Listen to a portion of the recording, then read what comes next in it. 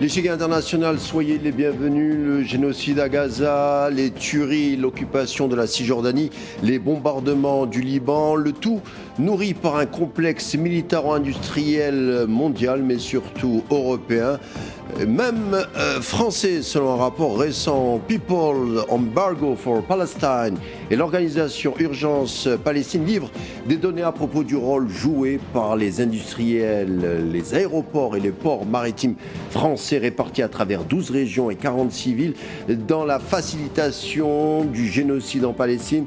Dans ce rapport, on y apprend qu'entre octobre 2023 et mars 2026, plus de 525 livraisons de matériel militaire made in France ont été expédiées à destination des industries militaires sionistes, des pièces allant des munitions pour fusils mitrailleurs ainsi que des capteurs pour véhicules blindés, des pièces forgées pour systèmes d'artillerie, sans oublier les pièces d'avions militaires, une majorité étant acheminées vers la base coloniale de Nevatim, des armes françaises pour la dévastation. La France pourtant est signataire des conventions de Genève, du traité du commerce des armes et de la convention sur le génocide, des obligations qui ont été bafouées, ce qui a alimenté la machine du génocide en Palestine. On va en parler, c'est tout de suite.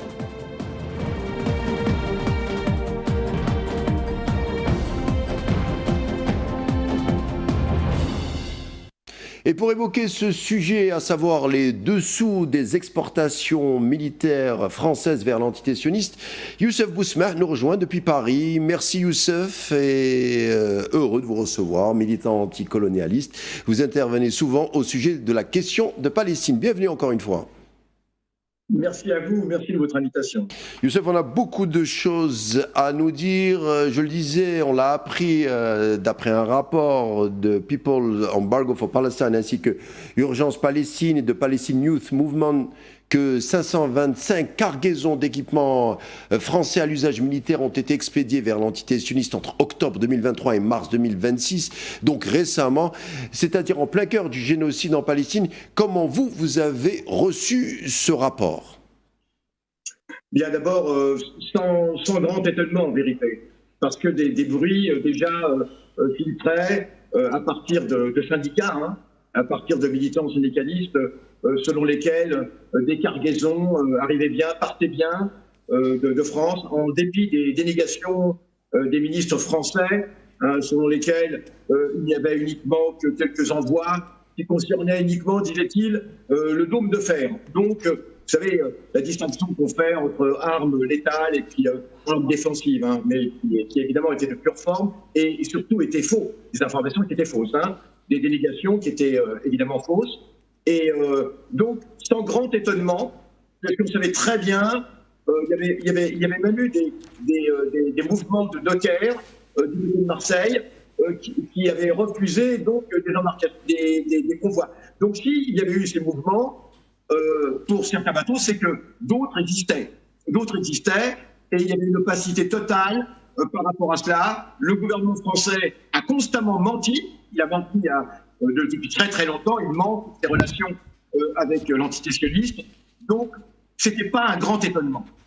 On va entrer un tout petit peu en détail par rapport à ce rapport. Je le disais, il s'agirait de dizaines de sociétés françaises recensées par ce document d'Urgence Palestine et de Palestinian Youth Movement rendu public le 7 avril dernier. Alors on atteste des ventes d'équipements militaires français à destination de l'entité sioniste. Ce document de 66 pages, je le répète, entre la période allant jusqu'à mars 2026, donc tout récemment, qui démontre un flux régulier et diversifié d'équipements qui à eux seuls ne constituent pas des armes prêtes à l'emploi, mais alimentent quand même l'industrie de défense, entre guillemets, sioniste en composants parfois essentiels. On parle de 10 entreprises françaises impliquées dans la chaîne d'approvisionnement d'Elbit Systems. Elbit Systems est une entreprise sioniste de l'armement, une des plus grandes. La position officielle française, vous l'avez dit Youssef, fait état d'exportation concernant seulement des systèmes défensifs, vous avez parlé du dôme de fer, ou de composants destinés à être réexportés. Est-ce que ce rapport dont on parle est un démenti définitif des déclarations officielles émanant du président Macron à travers ces 2 dernières années? Oui, parce que ce rapport est très bien documenté il est précis, il n'est pas vague, et surtout au niveau de l'ampleur. C'est-à-dire que vous l'avez dit, cela couvre toutes les régions du pays. Hein, un grand nombre d'entreprises privées. Et donc, vous savez que les entreprises privées, évidemment, qui veulent exporter, sont assujetties à des licences, à des licences d'expédition. Oui. Et ces licences sont évidemment délivrées par les ministères compétents, ministère de la Défense, entre autres, et supervisées par la présidence, évidemment, comme tout ce qui concerne les affaires étrangères. Donc, ce ne sont pas des renseignements farfelus, des renseignements périphériques. Non, ce document est très très précis, il est copieux, il est très détaillé. Donc c'est un travail de fond qui a été mené par les militants, hein, c'est un travail militant. Et je suppose en coopération avec des syndicalistes hein, qui ont pu fournir des documents précis. Donc voilà, c'est un démenti cinglant et on attend évidemment les réactions du gouvernement, mais c'est un démenti absolument cinglant et on ne voit pas comment le gouvernement pourra expliquer qu'il a menti au pays, qu'il a menti devant les instances internationales, parce qu'effectivement, vous l'avez bien dit, la France est signataire d'un certain nombre de conventions, hein, et entre autres la Convention contre le génocide. Cela intervient alors que le génocide est dûment documenté également, c'est indubitable. Donc, effectivement, là, on a des éléments qui permettent même, je l'espère, qui permettent de poursuivre l'État français, défier en justice contre l'État français, parce que là, il y a une preuve manifeste de coopération et de collaboration avec un génocide. Le 6 juin 2025, Sébastien Lecornu, alors ministre des Armées après Premier ministre, avait déclaré, on s'en souvient, il n'y a aucune vente d'armes françaises à Israël, sauf qu'entre avril 2025 et octobre 2025, plus de 117 pièces d'avions de combat ont transité par l'aéroport Paris-Charles de Gaulle pour être utilisées par la missionniste. Ça, c'est prouvé.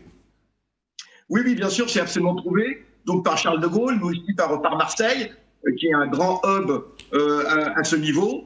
Et surtout, il s'agit de le rapport détaille précisément, non seulement les entreprises concernées, les dates, tout est absolument détaillé. Et vous l'avez dit, ce sont donc là, c'est indéniable, ce sont des éléments d'armes létales. Donc notamment beaucoup de systèmes de visée, et de vision, notamment pour les pilotes de ces terribles avions de mort qui ont dévasté Gaza. C'est surtout les bombes d'aviation qui ont été les plus terribles, en l'occurrence, que ce soit à Gaza, que ce soit au Liban, ou que ce soit aussi en Iran. Et donc, des systèmes de visée très précis, des systèmes de visée également pour des blindés légers, des composants aussi pour les mitrailleuses. Ces fameuses mitrailleuses, ces terribles mitrailleuses de calibre 12-7, donc c'est un très grand calibre de mitrailleuse. Les fameuses Negev 5. La France livre des maillons. Oui. Pardon ? Non, je disais les fameuses Negev 5. Oui, tout à fait. Et la France livre des maillons. Vous savez, les bandes mitrailleuses, quoi, dans lesquelles les balles vont être disposées. Donc, il s'agit d'éléments indubitablement destinés à porter la mort contre des civils. Les bombes, personne ne peut dire qu'il s'agit d'armes défensives, ces systèmes de vision pour les avions. Non, c'est vraiment terrible. C'est vraiment terrible, cette coopération dans ces armes de mort et ces armes de destruction massive. Donc on attend le gouvernement. Alors cela concerne en plus toutes les régions de France. Alors les ports du Havre aussi, le port du Havre, le port de Marseille, évidemment, le Charles de Gaulle également, Charles de Gaulle. Et voilà. Et une chose qu'on n'arrive pas à comprendre, c'est comment le gouvernement français espérait-il passer entre les gouttes, si je puis dire, puisque à terme, quel est son système de défense, ça reste encore à découvrir. On l'a dit, la France étant signataire des conventions de Genève, du traité également du commerce des armes et de la convention sur les génocides, c'est-à-dire que la France, juridiquement parlant et légalement et surtout moralement, est tenue à veiller à ce que ces exportations industrielles et publiques ne contribuent pas à des violations du droit international ou de quelconque crime que ce soit. Les rapports en question indiquent que ces obligations de la part de la France auraient été bafouées, on va utiliser quand même le conditionnel. C'est là où le gouvernement français joue l'ambiguïté, c'est-à-dire pas d'armes, Oui, peut-être, sans doute, et encore, c'est pas tout à fait vrai, mais simplement des composants destinés à des armes. On sait très bien que pour la vente d'armes en France, c'est une politique très stricte. Il y a 3 ministères qui sont impliqués, le ministère de l'économie, le ministère des transports et le ministère des armées. Et il y a toute une chaîne, peut-être de centaines ou de milliers de fonctionnaires qui enquêtent, qui font des audits, qui rendent des rapports. C'est difficile de ne pas savoir vers quoi, dans quel contexte, dans quel environnement sont destinés tous ces composants français. C'est là où le gouvernement français joue l'ambiguïté. On aurait perdu Youssef Bousmer qu'on va tenter de... Youssef... Oui, allez-y, je vous entends. Ah, pardon, excusez-moi. Oui, excusez-moi. Oui, c'est dit. Et d'ailleurs, on ne comprend pas très bien parce que, vu le nombre de fonctionnaires concernés, eh bien, cela, de toute évidence, allait finir par savoir. Hein, allait finir par savoir. Alors, ces éléments font que, effectivement, ça place la France, même comme étant belligérante dans cette guerre. Pas simplement fournisseuse, mais belligérante. Puisque ça a duré pendant quand même très longtemps, ce ne sont pas des petits envois qui étaient prévus auparavant, et on s'est contenté d'honorer des contrats passés avant la grande offensive génocidaire contre Gaza. Non, il s'agit vraiment de convois, enfin d'envois qui ont été faits tout du long en parfaite connaissance de cause. Donc cela place la France pas simplement complice, mais en tant que vraiment belligérante. On reviendra sur l'aspect juridique dans un instant. On apprend, on l'a dit, que l'aéroport de Roissy-Charles de Gaulle constitue un nœud de transport essentiel de biens militaires français, mais aussi de transport provenant des installations extérieures, internationales. On parle de Lockheed Martin, par exemple, aux États-Unis, à destination de la base aérienne sioniste de Nevatim, c'est à Haïfa. Les douanes françaises se chargent aussi de faciliter le transport avec l'américain FedEx. La France, juridiquement, n'a rien fait, ça c'est un autre aspect, n'a rien fait pour empêcher le génocide, mais on le voit, elle le facilite. Oui, parce que vous l'avez dit, ce n'est pas simplement des expéditions, des exportations de produits d'entreprises françaises, mais aussi d'entreprises américaines comme FedEx. C'est-à-dire que la France sert de hub pour tout un tas de livraisons d'armes en direction de l'entité sioniste. Et donc, ce n'est pas quelque chose que l'on peut passer, qui peut apparaître comme étant secondaire. Non, c'est quelque chose qui a été dûment pensé, dûment planifié, et avec une insolence incroyable. Avec une insolence incroyable, parce que dans le même temps, le gouvernement français prétendait que, évidemment, c'était pas bien, ce génocide. Il est même allé jusqu'à faire cette reconnaissance de l'État de Palestine, mais dans le même temps, les affaires marchaient. Et alors, ce qui est vraiment aussi problématique, c'est que le gouvernement français, je veux dire, est un grand producteur d'armes, un grand exportateur d'armes. Donc, l'autre question, c'est pourquoi continuer alors que ça n'est pas vital pour l'économie française. Ça n'est pas vital pour l'économie française. La France, malheureusement, est un grand producteur d'armes, je dis bien malheureusement, exportateur. Et donc, ce ne sont pas ces envois, même s'ils sont importants en termes au plan technique, mais ce n'est pas l'arrêt de ces envois qui aurait mis à genoux l'économie française. Donc, il y a une complicité politique et pas simplement le fait de gagner quelques sous. Donc ça, c'est aussi quelque chose qui interroge. Pourquoi cette volonté de soutenir ce génocide ? En 2023, la France a enregistré 20 millions d'euros de commandes d'armement vers l'entité sioniste et les exportations de biens à double usage ont fortement augmenté, atteignant 192 millions d'euros. En avril 2026, il a été rapporté que l'entité mettait fin à ses importations d'armes françaises, c'est récemment, sur fond de tensions diplomatiques et peut-être aussi, Youssef, avec une pression des syndicalistes. On a parlé de la CGT à Fos-sur-Mer, on a parlé aussi de certaines ONG, bien sûr, on ne va pas toutes les citer, mais elles sont importantes, Urgence pour la Palestine, d'autres. Et surtout, on a remarqué une pression sur certaines ONG, par exemple, qui sont toutes travaillent pour la défense des droits des Palestiniens. On sentait quand même une pression sur certaines ONG qui faisaient beaucoup d'enquêtes et diffusaient beaucoup de rapports sur la complicité française avec l'entité sioniste. Oui, vous avez absolument raison.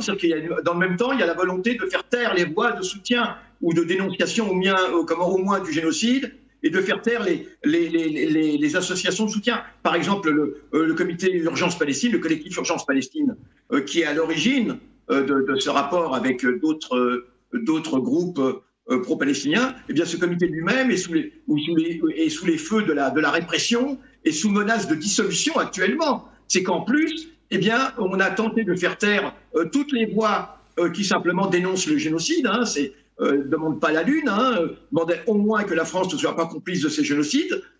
Et dans le même temps, donc, il y a une répression. Il y a une répression des ONG.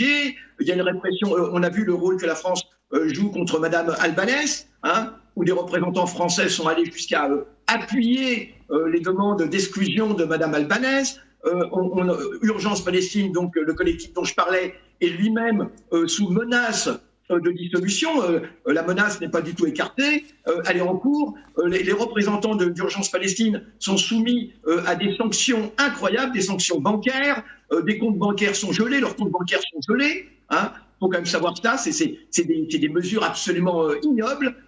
Et donc, dans le même temps où effectivement, simplement les défenseurs des droits de l'homme, et ceux qui dénoncent ce génocide, et ceux qui sont sensibles aux droits des Palestiniens sont réprimés, et ben dans le même temps, on déroule les tapis rouges pour effectivement ces exportations, et la France refuse d'honorer surtout les jugements de la Cour internationale contre monsieur Netanyahou, qui peut surveiller le territoire français. Et voilà. Donc c'est dans ce contexte absolument incroyable que tout cela se déroule.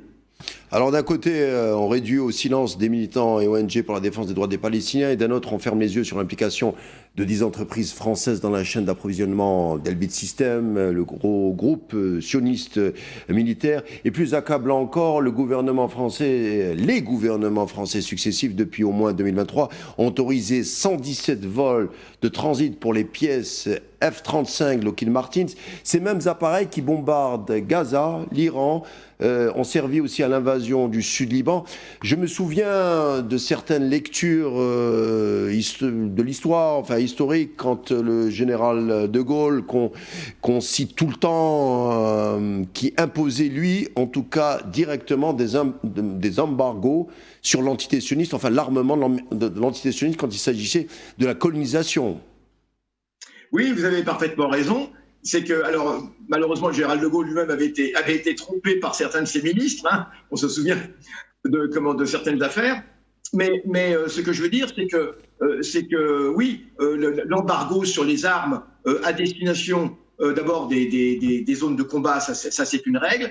Mais en ce qui concerne effectivement a fortiori les territoires occupés, Cisjordanie et Gaza, formellement le Sud-Liban, parce que dans le cadre de la légalité, c'est vrai, ça peut paraître bizarre de parler comme ça, mais ce sont des guerres illégales, totalement illégales. Je veux dire, voilà. Eh bien, ce sont des actes d'agression caractérisés. Et le général de Gaulle, à l'époque, ce qu'on appelait la fameuse politique arabe, qui n'était pas une grande politique arabe, qui était simplement une tentative d'équilibrage des relations internationales. Eh bien, c'est vrai que le général de Gaulle avait appliqué un certain nombre d'embargos, et pas uniquement le général de Gaulle, y compris bien sûr Georges Pompidou, y compris même sous Giscard d'Estaing. Faut quand même le savoir. Et donc, cela n'était que simplement une règle politique normale de la France qui, à l'époque, entendait pratiquer une forme de non-alignement, même si, bon, voilà. Mais en tout cas, là, on a des gouvernements successifs qui se vautrent, mais c'est vraiment l'expression, qui se vautrent dans une collaboration honteuse et qui vont complètement à contrario de ce qu'étaient les règles du Quai d'Orsay en France, même si ces règles avaient largement été écornées depuis longtemps, mais cela se fait complètement à contrario d'un certain nombre de fondamentaux du Quai d'Orsay qui étaient plus ou moins hérités de cette dite politique arabe. Donc voilà. Donc ça c'est maintenant on n'a plus aucun scrupule et surtout ce qui est grave là-dedans, c'est que, encore une fois je le dis, je le répète, mais que cherche la France en soutenant ce génocide? Alors c'est vrai que ce qui est exporté, même si en termes de volume, ça peut paraître pas énorme par rapport, mais ce sont quand même des petites pièces qui sont essentielles. Ce sont des petites pièces électroniques ou des pièces qui sont assez importantes, même si au niveau du volume monétaire, ça n'est pas énorme. Mais voilà, il y a une reddition totale, il y a une collaboration totale, et c'est disons, c'est un déni total des fondamentaux habituels de la France. On se souvient du port de Fos-sur-Mer à Marseille bloqué par la CGT à cause de ses livraisons de composants destinés à l'armement sioniste. 3 conteneurs avec 14 tonnes de maillons mécaniques destinés à des fusils mitrailleurs, les fameux fusils Negev 5 ou des tubes à canon ont été bloqués. Il y a encore 6 jours, le site Thales à Gennevilliers en région parisienne également bloqué. À 8h du matin, la coalition Guerre à la guerre bloque le site et dénonce la complicité de l'entreprise Thales dans le génocide en Palestine. Youssef, il y a un mouvement contestataire qui s'organise en France, il faut le noter également. Oui, bien sûr.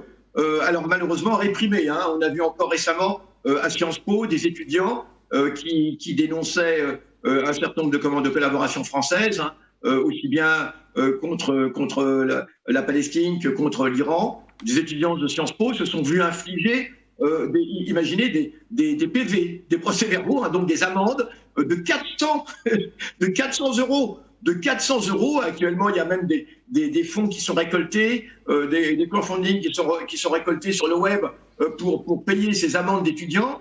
Je crois que c'est 70 étudiants qui se sont vus infliger des amendes simplement parce qu'ils occupaient un amphi pour dénoncer cette collaboration militaire française.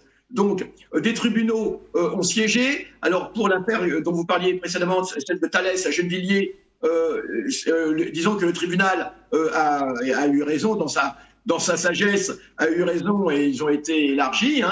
Ils n'ont pas eu de poursuite finalement, ils ont été acquittés.